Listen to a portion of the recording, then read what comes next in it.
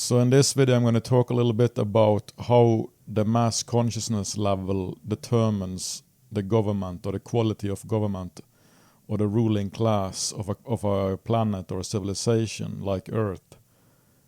So basically you have the quantity and quality of government, which is a direct indicator of the collective shadow. So because the thing is, you don't really need a government in a high-level civilization. They don't have governments like in Bashar's civilization and where humanity is going in the future. Because in a high-level civilization, there is no ruling class, there is no government because everybody is equal. Because everyone is fully connected with their higher mind, there is no inner shadow or repressed stuff in each individual, and therefore no collective shadow.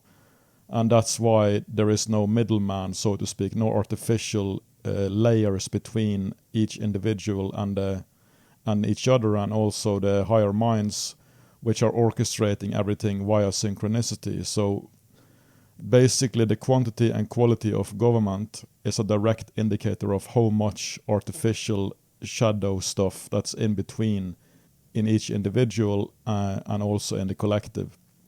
And the collective shadow represents humanity's collective karma.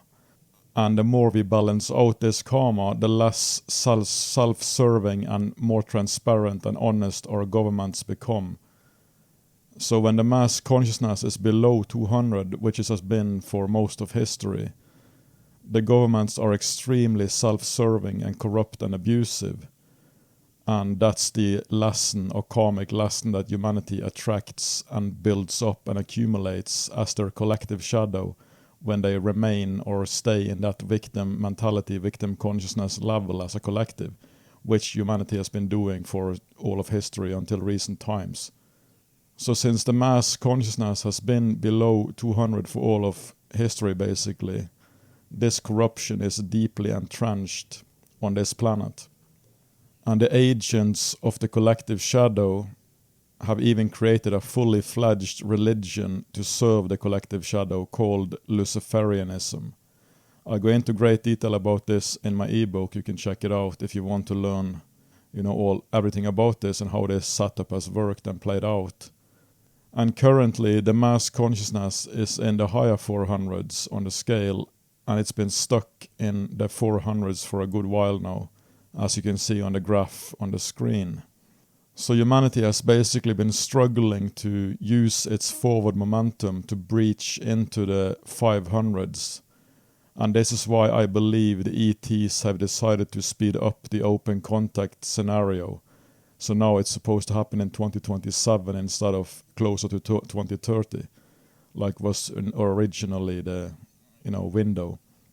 This ET open contact scenario will most likely push our collective consciousness into the 500s, and this is where the waves of unconditional love will start to flow across the planet, like Bashar has talked about so many times.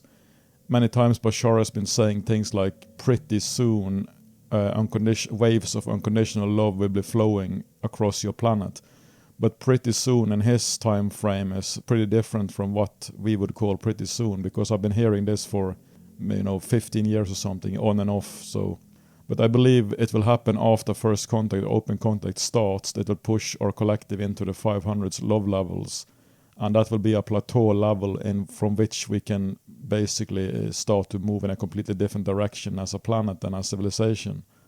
Because it will be much harder for the collective shadow to sustain itself in the 500s, and especially the higher 500s when we get there as a collective. But it will still exist in pockets around the globe, like in deeply negative, ingrainedly negative places like the Middle East and whatnot. You will have pockets of the collective shadow sustaining itself in these different places with a lot of negativity and deep programming. So that will take a while to integrate then, with the rest of society and rest of the planet and whatnot, but it will go pretty rapidly once we get into the 500s as a collective.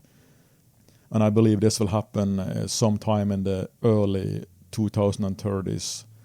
Anyway, as we get established in the 500s, as I said, humanity is probably going to accelerate really quickly in a more positive direction as a collective and as a civilization. and we will have a complete transformation of our whole planet and civilization in the coming decades of from 2030 to 2050. And around 2050, we will be fully integrated as a galactic civilization, operating on synchronicity instead of the artificial God substitute middleman that is the ruling class governments of today.